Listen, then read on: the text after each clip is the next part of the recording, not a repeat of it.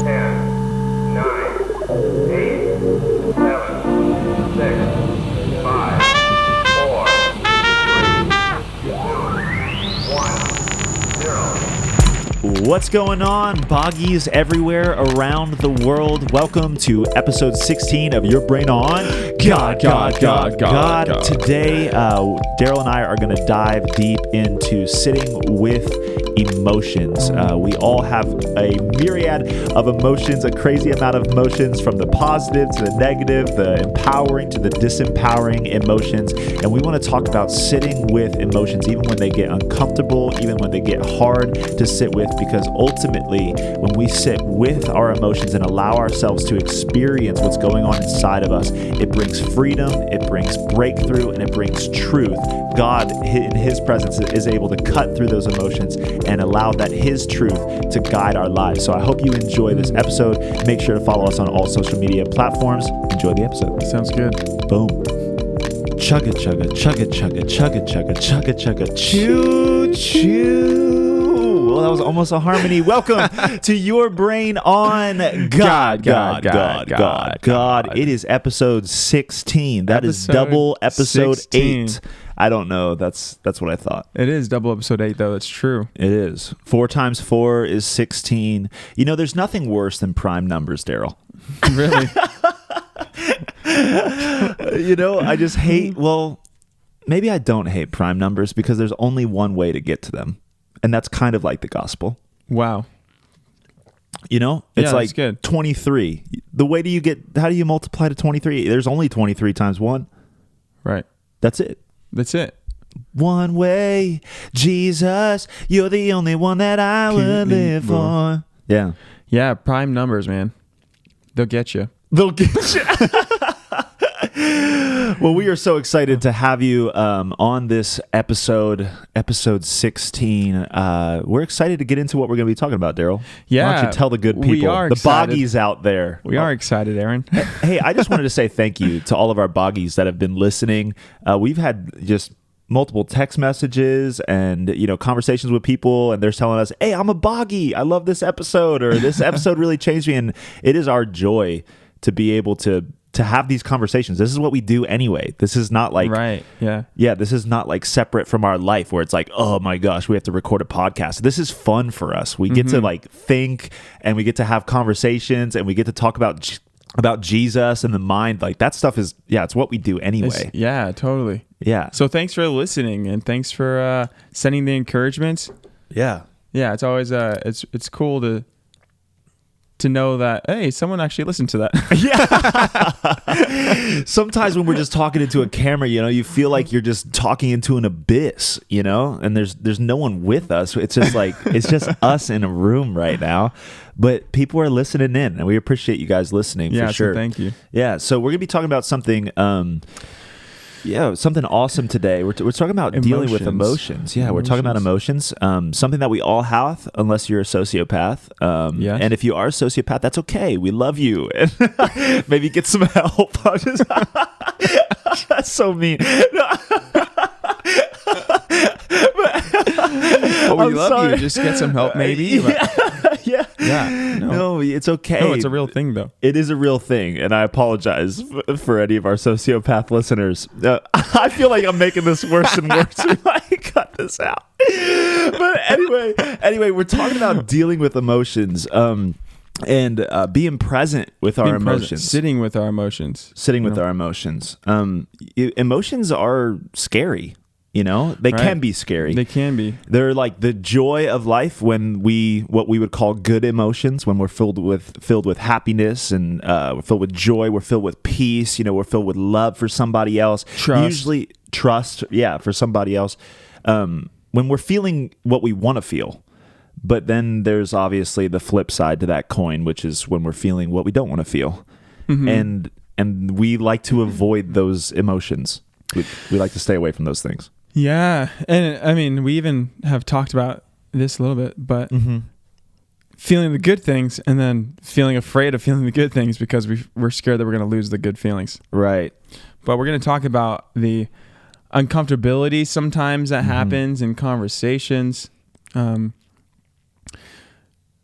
What I find is that emotions are, I mean, they're part of our everyday life. Yeah. Right? We're constantly feeling different things, whether they're good things or bad things.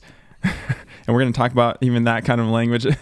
Yeah. But we could call them positive emotions or negative emotions or heavy emotions or light emotions. But in our everyday life, we experience these different ups and downs or ins and outs, you know.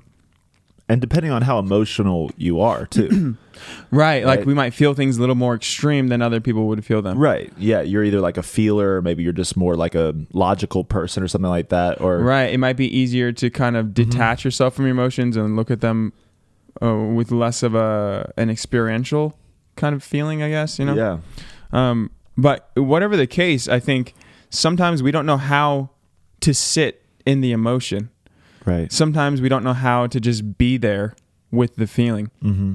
And I've had this come up in conversations, this kind of experience where I'm talking with somebody and they mention something that's hard, like that they're going through, you know, or they mention something that's something like grievous, you know, that would cause a lot of pain. Right. But then they try to like brush it off and move on to the next thing. And I'm like thinking to myself, wait, hold on.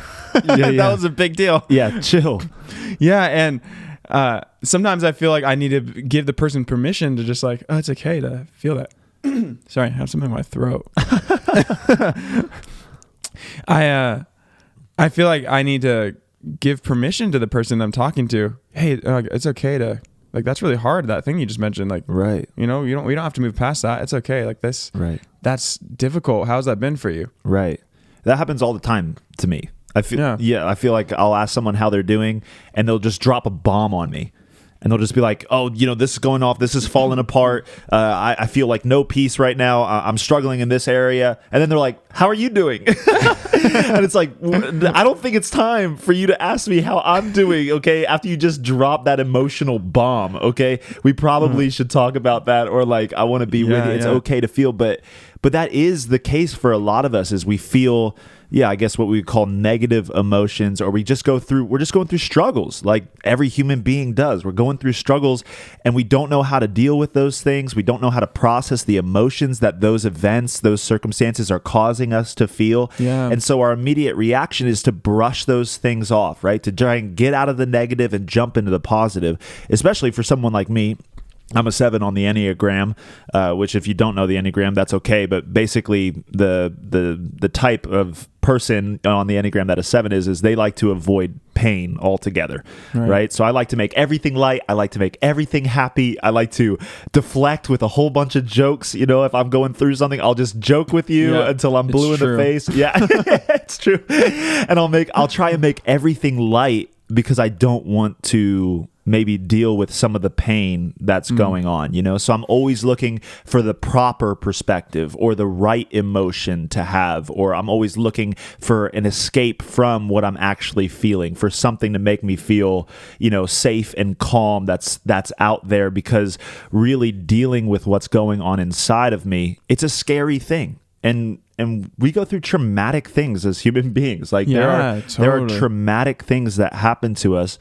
And we sometimes, we try and brush those things off like they're not big deals, you know, like they didn't have an impact on our hearts, right? That they don't have maybe an emotional tie that is still driving even the decisions that we're making in our lives, right? And so we like to deny that fact and kind of, you know, either suppress them through escape, you know, or distract ourselves out of the emotions that we're feeling with a whole bunch of social media and videos and YouTube, or we like to just pretend that they don't exist altogether. And I'm fine, don't do anything. And I think this is a big thing with guys too. You know? I recently was talking to someone. They were telling me how their father-in-law, he passed away a while ago, but he had this plaque that said, guys have emotions too, but who cares? Yeah. And it was kind of like this mantra of, like, I think more prominent in the older generation. But now he has a plaque in his room. And so that same type of phrase and same type of mindset can still be passed on. That that guys have emotions as well. Right. Because for some reason, everybody knows women have emotions, girls have emotions, but Right. but sometimes we act like guys don't have emotions. Right. This thing was at least acknowledging, hey, guys have emotions too. Right. But who cares? Right. And that was even in my in my dad's family. Like there's a saying that all of the family will say. It involves an explicative, so I won't say it, but it's basically like, yeah, who gives a crap? You know, right? Like, you know, I'm going through this. You know, I mean, a bunch of stuff is going on, but who? I think it's like who's going to listen anyway. You know, stuff like that. And so it's kind of weird that became like kind of a mantra in the family, you know, of this inability to accept the emotions, or the feeling that no one cares anyway, or the feeling that, you know, no one's going to listen anyway. So why even worry about the hard things that you're going through? Right. Right. So why should they be acknowledged? They're not worth acknowledging. Right. Yeah, there's not that permission. And I think that whenever it's hard for us to do it for ourselves, it's harder for us to sit in it with somebody else as well. So if I'm in a conversation with somebody and they bring something hard up, they might try to move past it, or I might try to move past it if I feel uncomfortable. Right. If I don't know how to sit with that kind of experience or that kind of emotion, I might just want to change the subject or move on, like, oh yeah, I'm doing good, thanks for asking. Yeah. You know, and not address what just seemed like an emotional thing that was brought up. Right. And if we don't know how to do it ourselves, it'll be a lot harder for us to sit with it with somebody else. Right. And it's so important for us to recognize how to experience our own emotions in a healthy way, how to sit with our own emotions without trying to make a reason that it's okay for us to be feeling it, or try to like justify a feeling or change the way that we're feeling, but actually just sit with how we are feeling. Right. It's those kinds of things, those kinds of practices and those kinds of mindsets that we need to practice in order to be a healthy human being, so we can actually be ourselves fully, not trying to experience something that we're not actually experiencing. Right. Because emotions are signals to something. Right. And our emotions are telling us something about what we are experiencing. Right? The thing that we're experiencing could be a good thing. It could be a bad thing. The emotion is not the good thing or the bad thing. No, the emotion is just is. It just is. It just identifies, it signals, it indicates something. Right. And when we try to put a judgment on our emotions, like I was saying earlier, like the good feelings and the bad feelings. If I think that sadness is bad, then I'm going to try not to feel sad. Right. Yeah. You know, if I think anger is bad, I'm going to try to not feel anger. But whenever I can separate the emotion from the experience, meaning I'm feeling this emotion and it's not good or bad, but it's tied to this experience, and this experience could have been good or it could have been bad. Right. And so it's not the emotion that I need to try to ignore or move away from, but the emotion is helping me identify the experience and how the experience has affected me. Right. So I can process it and move on in a healthy way. Right. Yeah. And when we're constantly ignoring those signals, right, we're not actually dealing with what's actually going on inside of us. Yeah. So we're not actually living as full people, you know, actually experiencing where we're at. And this is not saying just like get caught up in your emotions all the time. You know what I mean? Or just sit and sulk and like get into a depressive mode. It's just like, I'm just feeling what I'm feeling. You know, that's different, right? That's like you're sitting. There's a difference between sitting with your emotions and sitting in your emotions, right? So sitting in your emotions is just allowing your emotions to overwhelm you, and then creating identities out of your emotions, creating meaning out of your emotions, making decisions out of your emotions, allowing your emotions to drive your life, right? Sitting with your emotions is a different thing altogether. Sitting with your emotions allows you to experience your emotions, but experience them almost as an in an objective way.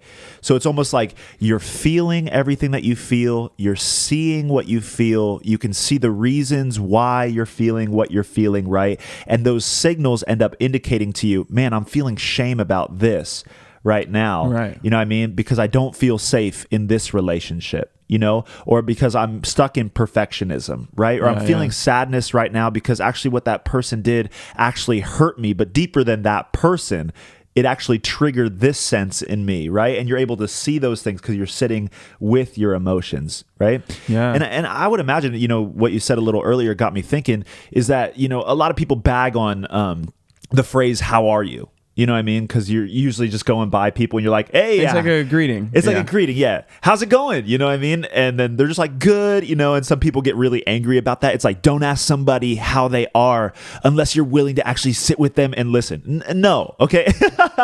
It's just a greeting, okay? And when I'm walking down the street, I'm not going to give this person my entire life story, okay, if they ask me how I'm doing. But I also think that maybe it's not that people are trying to be fake or trying to cover up their emotions. Maybe they just actually don't know how to process what they're going through, and when you ask them, how are you doing? When they say, I'm doing fine, or I'm doing good, maybe those words are just like, it's all I really know how to express in this moment because there's so much going on inside me. Where do I even begin? Right.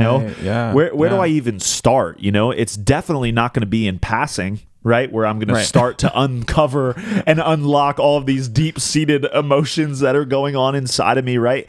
It's definitely not going to be in passing. It's going to be through, genuine conversation with somebody, through reflecting, through sitting with your emotions. And no one wants to be fake, no one's genuine desire is like, I can't wait to wake up in the morning and lie to people and pretend to be somebody that I'm not, right? Yeah. None of us actually want that. None of us actually want to live that kind of life, right?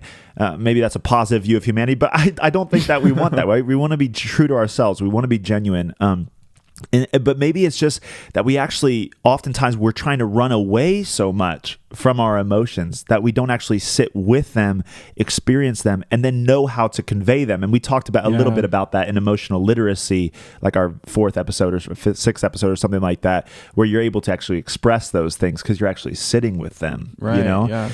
But all that to say, the sitting with your emotions to actually feel them, it's really uncomfortable.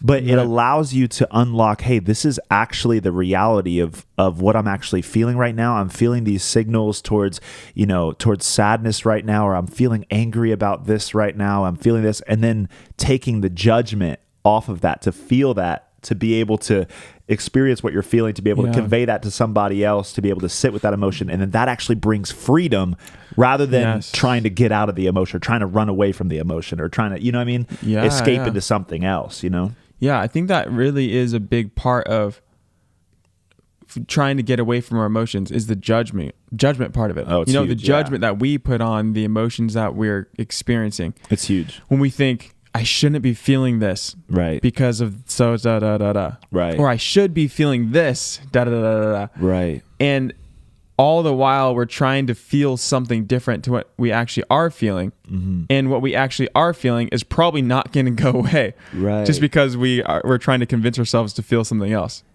It's kind of like what that video said that you sent me. We watched this video before we started, is that those emotions that we're feeling are contrary to our view of ourselves.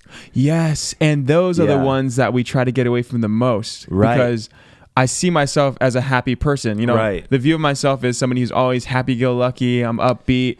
I'm always like, ready to go. And if I'm feeling these things that are contrary to that, I'm going to try to get away from those. Right. Even if I'm not consciously thinking that, making that decision, I could still be doing that. Because if I believe myself to be someone and I'm starting to experience things that are contrary to that belief, I'm going to try to act in a way with what I want to believe about me. Right, yeah. Right? I'm going to try to get away from those emotions that don't seem to align with who I am. Right. I'm going to try to get away from the emotions that I don't believe are the things that I should be feeling. Yeah. The things that are contrary to the person I want to be. I try to hide, I try to bury, I try to ignore. And I might not even know that I'm ignoring those until I take enough time to stop. Right. And just to feel.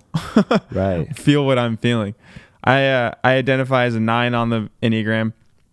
And 9s are known for falling asleep to their anger. It's the language that's often used. Falling asleep to their anger. So like not even being aware that there's anger inside. Wow.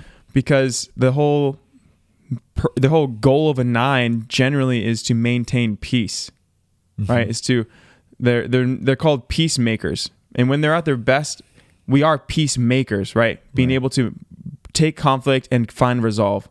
But at our worst, we ignore conflict and act like it's not there. Yeah.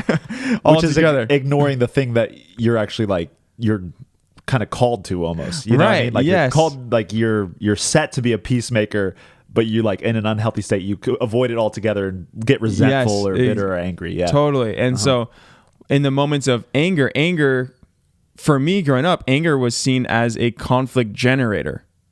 Right? Whenever there was conflict, there was always anger involved. And naturally inside of me, I try to avoid conflict. And so within that, I'm trying to avoid anger within myself and within other people. Right. And for the longest time, it was hard for me to ever identify myself as angry. Right. I even would find other words.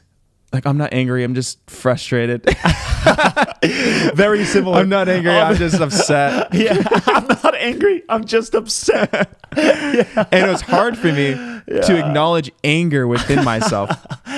That sounds like a toxic girlfriend. I'm not angry at you, I'm just upset with you.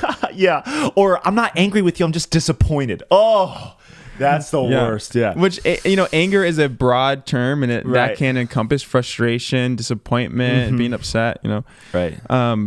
But it took a lot for me to be able to be okay even with saying this made me angry. Right. But I found so much freedom when I was able to do that, because I was like, that is what I am feeling. Right. And if I don't address it, it could be a lot easier for me to react out of bitterness or passive aggression, or try to ignore those feelings and act like they don't exist because I don't want conflict to arise. So I believe myself to be a non-confrontational person. So I'm just going to, fall asleep to this anger. And sometimes I don't even know that I'm angry. Right. But I have to take those moments to sit and think, what am I feeling right now? Right. Why am I thinking about it like this? Yeah, because the emotions that we refuse to deal with are the emotions that we end up manifesting. That we end up showing to everybody else. And the same ignorance that we have towards our emotions becomes the same ignorance that we have in our actions.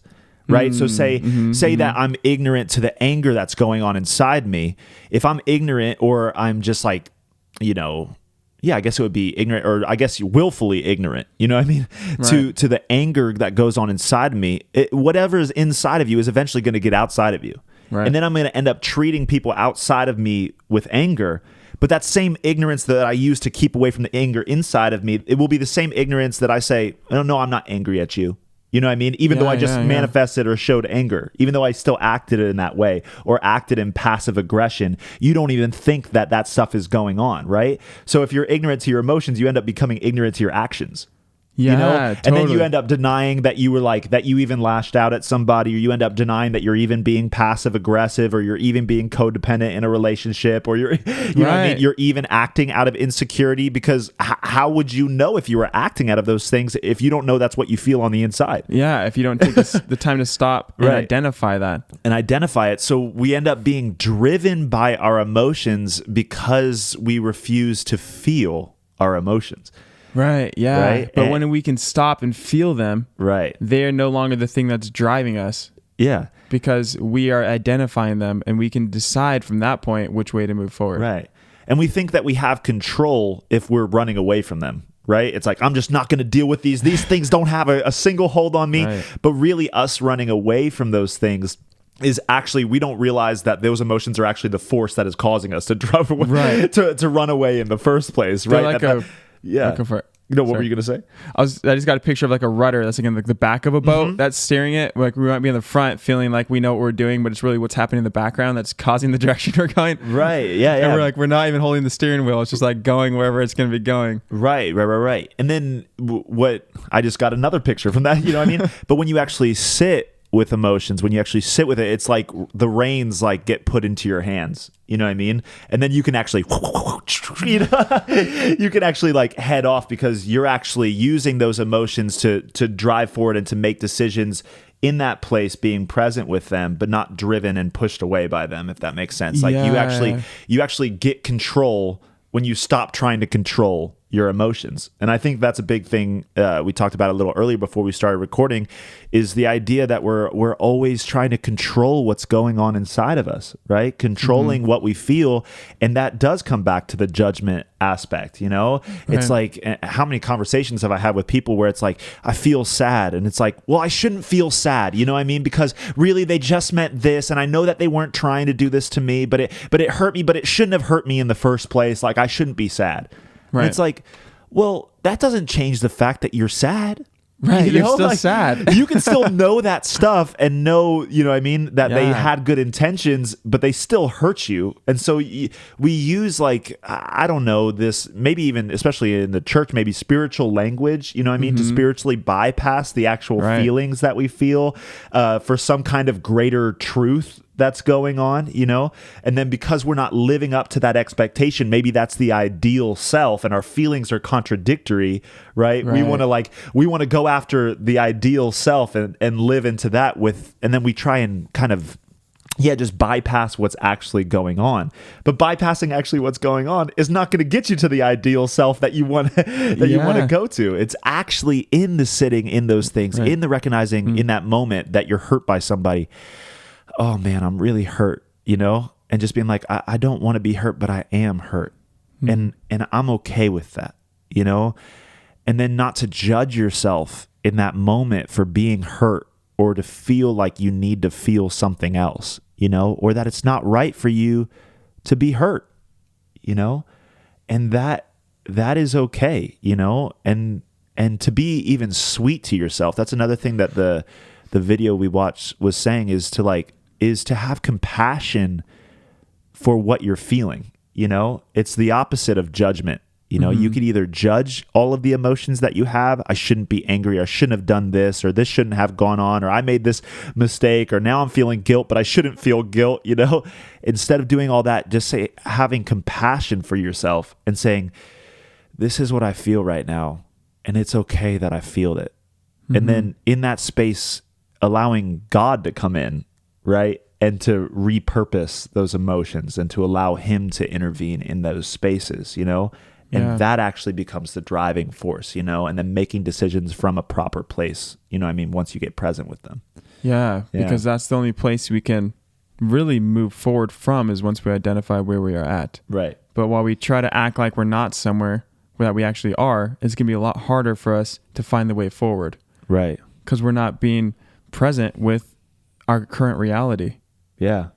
And as we sit with those feelings and let go of the judgment, we can say that it's okay. You know, it's okay for me to be feeling this. Right. And saying that it's okay for me to feel this doesn't mean that I'm saying that what happened to cause me to feel this is okay. Right. Yeah. I might feel guilty about doing something, and I might think, okay, I shouldn't feel guilty because da da da da. Yeah. Hey, it's okay for me to feel guilty. That doesn't mean that whatever I'm guilty about is okay. Right. But it's okay for me to feel guilty about it. I feel guilty because da da da, you know, for whatever reason. Or I'm sad. I shouldn't feel sad because this and this and this. Right. You know, I shouldn't feel this because I have all these other good things. Right. But first, accept that I'm sad and it's okay for me to be sad. Right. Right. That doesn't mean that the reason that I'm sad is okay. Right. It just means that what I'm experiencing is okay. You know, the emotion that I'm feeling is okay. Yeah. And being able to be accepting the emotion without judgment, I think is the first step to actually identifying why we are feeling that and then moving on from it, you know, and experiencing healing. Yeah. Because if I can't accept the emotion that I'm feeling, then I'm never going to be able to process the reason I'm feeling that emotion. Because I'm trying to move on from the emotion without having identified the experience and thought through and processed the experience that caused that emotion. Right. Because I'm getting hung up on the emotion that I shouldn't be feeling. Right. You know, but the emotion is just an indicator of something. Mm-hmm. I was watching another video and it was talking about the things that emotions tell us. And I'm just going to mention a few of them that they mentioned, but they're kind of the basic experiences that we have. So one of them was happiness. And they was talking about how happiness is an identifier of what's important to us, right? When we think about the times that we are most happy, our happiest moments in life, the times that we feel happy, it's going to be connected to something that's valuable to us. Yeah. Something that matters, something that we think is important, right? Something that we want in life. And so happiness is an indicator that we're experiencing something important to us. Right. Sadness is an indicator that we have lost something that's important to us, or that we've lost something that matters to us, or something that is important that didn't come through or that was taken away. And it doesn't mean that that thing that was taken away is not a bad thing.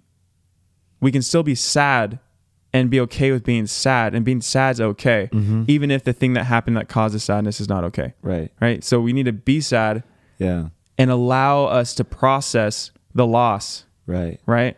Yes. Speaking about that, sorry, I'll let you finish, but it was just interesting. I had a conversation with a student who felt this. She felt like this unforgiveness in her heart towards her dad, because her dad, did some stuff. And she asked me, she's like, isn't forgiving my dad, like, isn't that like justifying what he did, And it was like this tension, where she did feel what you were saying, where it was like, I don't know if I can feel this or deal with this or step into healing because I'm afraid that it actually justifies what he did to me. Right. And I think that's a big thing. It comes with another judgment. I can't feel, forgiven, or I can't feel free, and that's maybe foreboding joy as well. But I can't feel this way, or I can't feel sad because this person, what they really did wasn't supposed to make me sad or something. It doesn't matter what happened. You know what I mean? Like, that's a total separate thing. Whether that was good or that was bad, that's a separate thing. You still need to feel what you're feeling. Right. And saying I forgive you is not saying what you did is okay. No. Because that's the experience that happened, Right. Yeah. And that could be good, it could be bad. Right. But the thing that we feel, when we can say I forgive you, it's not saying that the thing is okay that happened, but it's allowing us to move on from that point. Right. To release them. To release them from we're no longer carrying them with us. Right. Because that's what all forgiveness is. Unforgiveness is just carrying that person or the experience with you everywhere you go. Right. And when we can say I forgive you, we need to separate what happened to the emotion that we're feeling. Right. Or from the emotion that we're feeling. Right. Saying I forgive you is releasing it. Yeah. Not saying that it's okay. Right. Yeah. Anyway, keep going. So you had happiness. Sadness is losing something that's important to you. Yeah. So happiness is, sadness is an indicator that something important to us has been lost or taken. And anger is a sign that something that is important to us is we're trying to get it, but we can't get it. We're like being frustrated, like a frustration, right? It's being frustrated. The thing that's important to us is being frustrated. And so we might lash out in rage or anger or physical, like breaking things or throwing things as a demonstration of power and dominance to try to like gain control, right? Right. It's like trying to feel that we're in control of something because right now, the thing that's important to us, we're not able to get. Right. And those basic, even just those three basic emotions that we go through, when we just allow the emotion to indicate something to us, we can find so much more freedom just to feel it. Right. Because now it's no longer about the feeling being good or bad. Right. Right. It's just telling us that something happened. Right. And being able to be okay with that feeling helps us process what happened. Right. And there's a difference between feelings indicating truth and feelings being truth. Like they can indicate the truth of, what actually happened or how it made you feel. But I don't think feelings, they should not lead us into truth, you know what I mean? Or they're not truth in themselves, Yeah. And I think that's why we can kind of take a step back and observe them, because as soon as you start latching onto your emotions as truth, good luck. Right. Good luck, because you're not going to be solid on basically anything because emotions, like you said at the beginning, it's up, down, crazy. I'm angry one moment, sad the next, happy the next moment, kind of, depressed, condemned, shameful, fearful, thankful, you're just, it's not just up and down, it's left, right, diagonal, you're all over the map, So if we try and use those as truth, actually the very thing that allows you to be present with your emotions is knowing these things do not convey ultimate truth. They are Right. they are signals to what I actually feel, or what the deeper maybe root is inside of me that I need to work on, or God needs to work on in me. But these are not absolute truth. Right. Me experiencing sadness it does not mean that is like, I don't know, that this is ultimately how I'm supposed to live or something like that. Or me experiencing guilt about something. You could experience guilt about maybe something that you quote unquote shouldn't feel guilty about. You know what I mean? Which is pretty crazy, right? So it doesn't convey like absolute truth. I mean, how many of us have felt like guilty about something that we realized later like wasn't even a big deal to that person, or wasn't even a rule that we had to follow, but we like feel guilty about a rule that doesn't even exist. Have you ever done that? You know what I mean? You're like, I don't know if I should be doing that. And you find out later, it's like, wait, that wasn't even a thing. Like I was guilty, I was feeling all this stuff for no reason. Right. Exactly. So it's like your feelings are not like, they are not solid truth, Right. And when you realize that they are just signals towards things, and you're not latching on to them as drivers of how you should live out truth in your life, that gives you the permission to experiencing them without allowing them to identify you, drive your decision making, make you who you are, right? And then that permission allows you to almost like experience them lightly, just like we talked about. I think we talked about in the first episode, experiencing like beliefs lightly and having open hands to beliefs. What if we did the same thing with our feelings?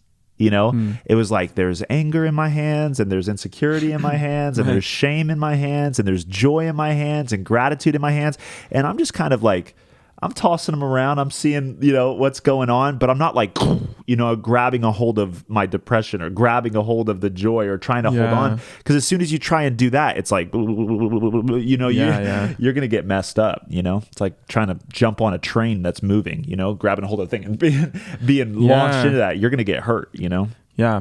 There's a psychologist. I don't know if it was Eric Erickson, but there's a psychologist who used this term differentiation, and the ability to separate us, who we are, from the things that we're feeling. Right. And he found that people who are able to practice that were able to have healthier relationships because they didn't allow their emotions to be the thing that determined who they were and how they are interacting with things. Right. But whenever they were able to separate themselves from what they're feeling, they were in a better place to look at and examine their experience, to look at their emotions and things that they're feeling and think about why they're feeling them. Right. But when we get so caught up in our emotions, it's hard for us to do that. Whenever we get so caught up in feeling something and it's acting out of that feeling, we're not really taking the time to like think about, wait, why am I feeling this in the first place? Right. Where is this actually coming from? And what's the reason that I'm feeling this? And being able to differentiate helps us have healthier relationships with ourselves and with people. Right. And be more emotionally healthy people. Yeah. Right. And that level of self-awareness. Who wants increases. To like be, friends or even intimate with somebody who's like driven by your emotions? You're basically with like a child at that point, to some degree, right? Yeah. Because when we're really little, we don't. We just feel everything. Yeah. And we're not really thinking about what we're feeling. We're just kind of feeling it and acting out of it. We act out of everything. Yeah. Yeah. And then as we develop, we start to kind of recognize certain emotions, where they're coming from, what triggers them, why we feel them. And the more we practice identifying what we're feeling, the more we can differentiate. Right. Where now our emotions aren't controlling us, but we can see them and view them as signals. Right. And as indicators. Yeah. Oh, well, I feel this because this happened. Right. Rather than I'm feeling this. Right. And that's a good place to start. Yeah. Just to identify what we're feeling. But the more we practice it, the more we can identify our feeling and attach it to an experience. Right. So we know what triggered that emotion. Right. And that's emotional maturity, Right. Yeah. And being able to step into that place where you're not acting like a child, but there is an aspect to even children where at least they allow themselves to feel their emotions, Right. I remember this is when I was about 8 years old. It was right when we moved. I was born in New Jersey, and then I moved here when I was about 7 or 8. And maybe a year after I moved here, my cousin Randall actually committed suicide. And it was like obviously a really hard time for my family. And I was young, but I definitely had a concept of what death was, and Right. I could feel that I was old enough to know what happened. And I remember very distinctly, like very clearly, going into our living room at the time in California as soon as we heard the news that my cousin Randall had died. And I just got on my knees and I like scream cried, like just felt everything, because up until that point, I hadn't been told that I should or should not have certain emotions, Right. And I hadn't been conditioned to hide my emotions or to run away from my emotions or to do any of those things. And I remember just, wow, it was like this huge release of all of this pain that was inside of me because he died, and I remember going to our funeral and I cried there. And because as a kid, you just allow yourself to feel what you feel. Right. And since that point, I've noticed I haven't really had it didn't last with me as long, like that feeling of deep pain. In fact, Right. when I remember my cousin Randall, it was like, that was my favorite cousin. I loved Randall so much. Like I was so grateful, even for like the little time I had with him up until I was 8, because we were like buddies, Right. But I actually attribute that, and I don't know the fullness of this truth, but I do attribute that to my ability in that moment to release everything. You know what I mean? Right, To yeah. feel exactly what I felt in that moment, to get out all of the emotion, to allow the tears to come, to allow the pain to come, to be exactly where I was at. And that actually brought a quicker healing, than if I just tried to cover up and became a different person and thought I shouldn't experience that emotion, which is what we end up learning coming into adulthood. We tell kids, there's parents that tell their boys, don't you dare cry. You know what I mean? Right. Don't cry right now. This is not the time to cry, And then we start getting these ideas in our head that our feelings, like you said, about judgment, are good or bad. They're okay to feel or they're not okay to feel. So we end up developing these bad habits in our lives, which actually keep us from the healing that we need.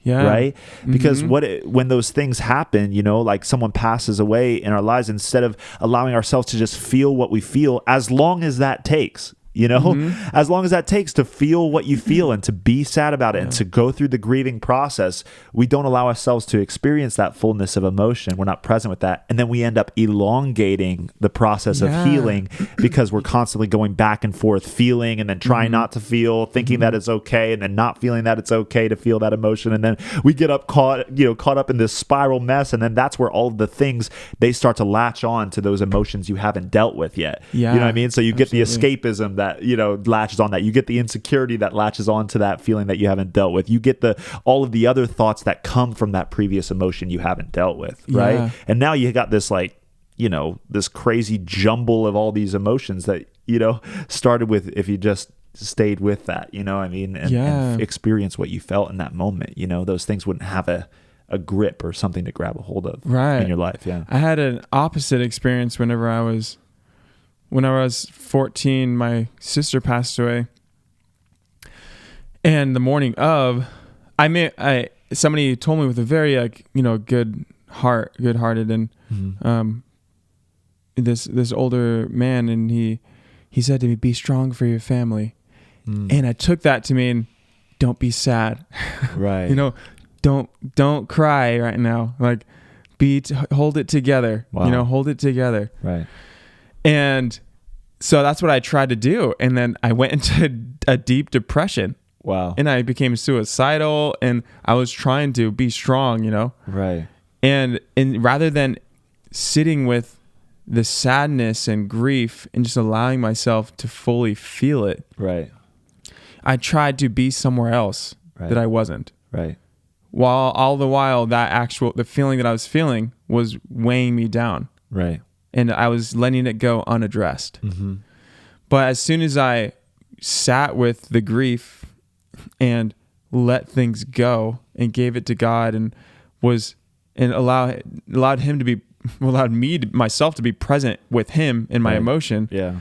I started feeling freedom, you know, and I was able to heal. Right. And that's when I was able to start being grateful for the time that I did have with them, with my sister and with my dad. And right. But whenever I wasn't actually being present with my feeling, it was driving that feeling to a deeper and heavier place. Right. Deeper and deeper.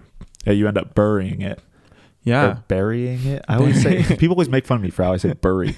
That's how it's spelled, people. Anyway, but yeah, you end up burying it underneath all of that stuff, under those words, as well-intentioned as that guy said. You know, he was just saying, like, be strong. You got this. You know what I mean? It's going to be okay. He was wanting encouragement. He was actually rooting for you, you know? And it's crazy how we can even take encouragement and then place that as a burden on top of us. It's like, now I can't feel. You know what I mean? Right. You know, this guy started numbing and... start trying to escape, and then we end up driving that pain or those emotions even deeper, and we end up, you know, we talk about double agents a lot. We end up doing the opposite of what we wanted to do, and it's just eroding underneath the surface. And you know, this is difficult stuff, you know, and it really, it's difficult to sit with your emotions. It's uncomfortable. You know, it really is uncomfortable. It's easy to sit with joy, you know? Right. It's easy to sit with peace. It's like, I feel so much peace right now. I feel so relaxed. This is awesome, right? There's a lightness to it. But when you start dealing with fear, you start dealing with shame, you start dealing with guilt, you know, those feelings are not as fun, you know? Right. They really are not as fun, you know? They can weigh heavy on your soul. You know, just last night, before, you know, we recorded this podcast, just last night, I woke up, and work's been pretty busy, and there's been a lot to think about, and woke up at 5 a.m, and my mind was just going, just thinking about all this different kind of stuff. Did I do this right? Is this okay if we do this? Blah, blah, blah, blah, blah. And I couldn't shut it down. And so I sat for a moment, and as soon as those thoughts came, my brain's yelling at me, and I just took a deep breath. And I just sat with the emotions, everything, all of the thoughts coming in, all of the race. And maybe for the first 10 minutes, I just sat there, and they weren't really going away. So I kind of rolled over, tried to get on another side, kind of sat up, you know, tried to do this, you know, and then I started kind of going through the cycles, started getting out of being present, started getting really frustrated. And then I was like, God, you know what I mean? Just help me right now. You know what I mean? Speak to this, you know, these lies. I was like, I'm trying everything. Help me, you know? And it was almost like God calmed me down when I sat up in my bed. And then I just had this resolve. I was like, okay, I'm going to try one more time. Okay, Jesus, be with me in this moment. I'm going to lay down on my bed, and I'm going to feel everything, and I'm going to bed. And eventually, you know what I mean? It's probably 5 minutes later, I just felt all of the anxiety in my heart, and I just allowed my body to feel it, recognize the fear that was going on in me, recognize the urgency that my brain thought all of these things had to be done in, you know. And then in that space, I was my brain kind of started to rest. I stopped fighting all of the thoughts. I stopped fighting all of the emotion. I stopped trying to get away from them. And in feeling, and it was uncomfortable, guys. This was not fun, right? It was super uncomfortable, but remaining in those feelings, being present with what you feel, eventually I just knocked out, you know, and woke up, you know, good, you know, solid. So it's in sitting in those things, it actually did lead me to get back to sleep when I remained present instead of trying to run away from those things, you know? Yeah. Yeah. I had a couple nights ago, it was the same thing. Same thing, with work stuff going through my mind and the expectations. I'm like, well, did I do this right? I could have done this differently, or do I need to do this next time? Or, right. You know, and then I just had to take a moment to take a step back and be like, okay, I feel anxious. Right. I feel worried about these things. Right. That's okay.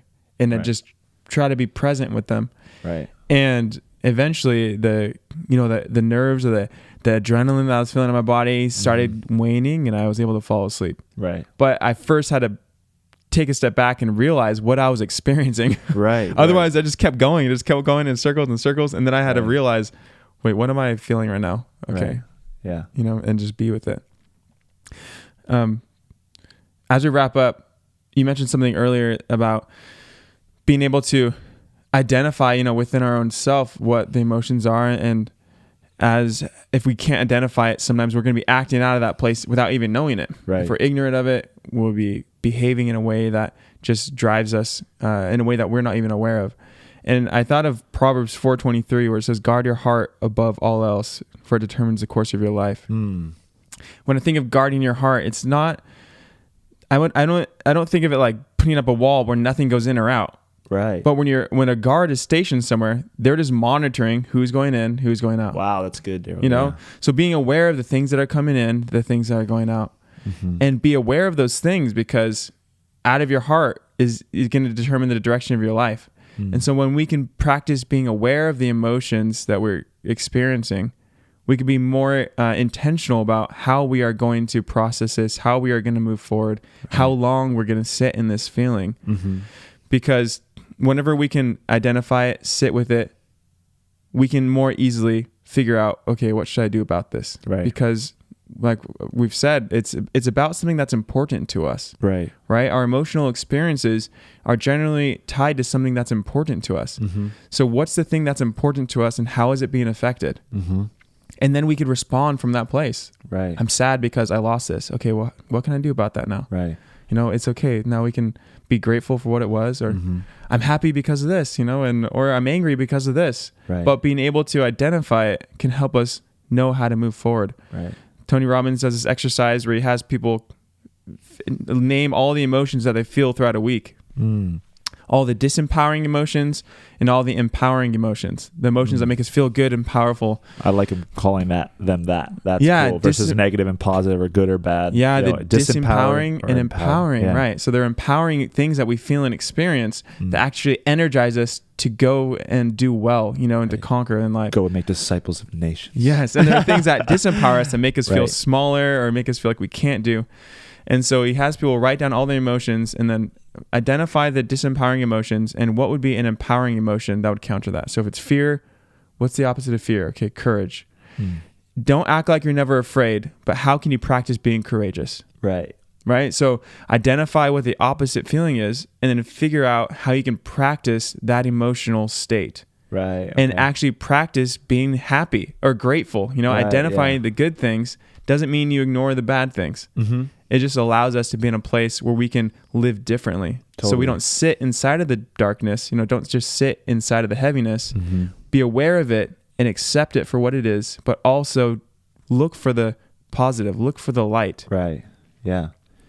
And I think, you know, going along the lines of, you know, you brought up Proverbs, just with God in general, like you see Jesus, and Jesus went through the same myriad of emotions that we feel, you know? Yeah. So, you know, his good buddy, the one that he loves, Lazarus, dies.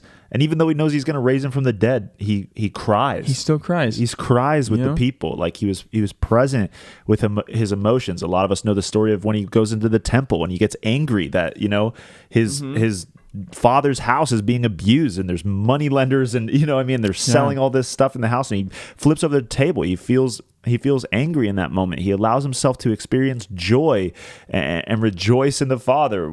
I think we mentioned it last episode, you know, where he says, "Thank you, Father, that you've revealed all these things to little children and kept them from the wise," you know?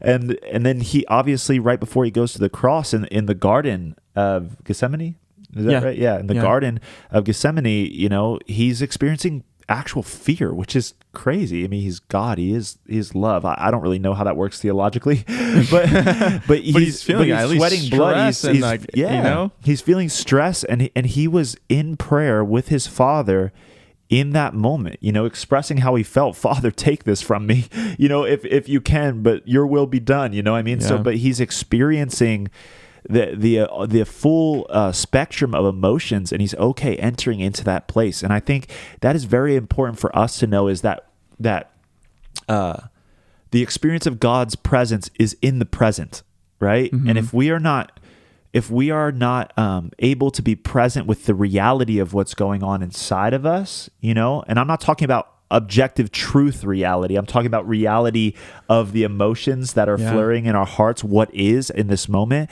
we're not allowing ourselves to be present with our emotions, to experience God's presence in our emotions so that we can see freedom, right?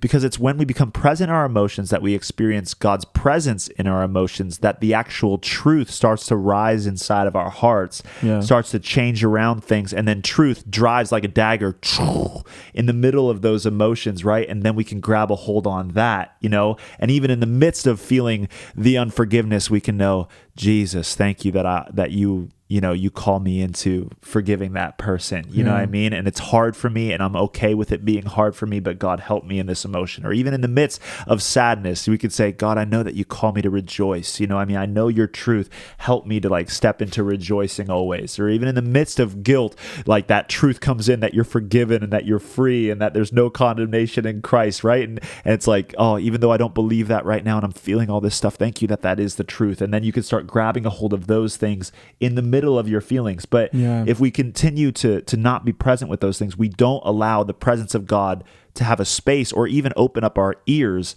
to the present reality of his truth coming in the midst of those emotions to heal us, right? To bring freedom to us, right? Because Jesus says it, he says, the truth will set you free. You'll know the truth and the truth will set you free, right? So there is, I believe that the fruit of the Spirit, it is all empowering stuff. You know what I mean? It's love, joy, peace, patience, kindness, gentleness, faithfulness, goodness, self-control. I think I might have missed one, but all of those are empowering things. That is the fruit of the Spirit. The fruit of the Spirit is not empowering guilt and shame in your life. Right. It's not empowering depression in your life. That is not, I would say, not from the Lord, but it's not bad to feel those things.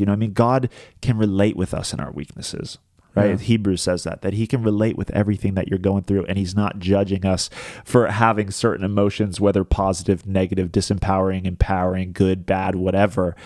He's not judging us for those things, and he's present with us in those things. He wants to bring truth into those emotions. Yeah, and that's the moment when we find healing from the things that we need healing, is when we're present with what we actually feel. Exactly. And invite God into that. Exactly. And thank him for being there.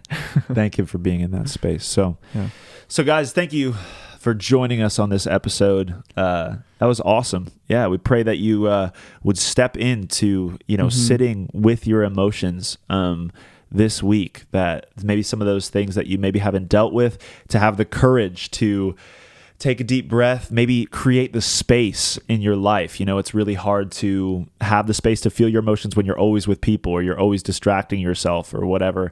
To create the space this week, to have 30 minutes to just invite God into your room and to say, God, I'm just going to feel what I'm feeling right now. And I ask you to come into my heart, and drive that dagger of truth through all of these emotions. But I'm just going to sit here. I'm going to feel what I'm feeling right now, because I know it's signaling something, that you would bring your truth in that space. So allow yourself space to feel what's going on, because we really believe that space creates freedom for us. Yeah. And if you need to write down what you're feeling, right? I know that helps. That's a helpful thing for me, is when I'm feeling something, to write it out. And that can help us put it on paper. And then once we have it on paper, all of it, without filters, everything that we're feeling, without judgment, just putting everything down and then looking at it. Okay. And then sometimes I'll get a revelation of wow, I'm really angry, or wow, I'm really sad or hurt by this thing. And what's on that paper, it doesn't mean it's the truth, but it is okay that that's what you're feeling. Right. That's where we have to start. Yeah, so start there. Start there, wherever that is. Wherever that is. Writing it down, or just taking some space to be present. And you're good.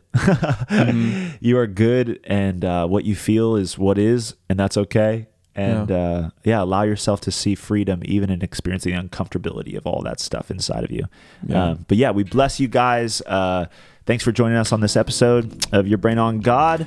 Make sure to follow us on podcasts, on iTunes podcasts, on Spotify, Anchor, YouTube, Your Brain on God, Instagram. We got a TikTok, Your Brain on God. Follow us everywhere on social medias. Social medias everywhere. Socials. We love you guys. Hope that you have an amazing week, and we'll see you back next week on Your Brain on God. God. Later, guys.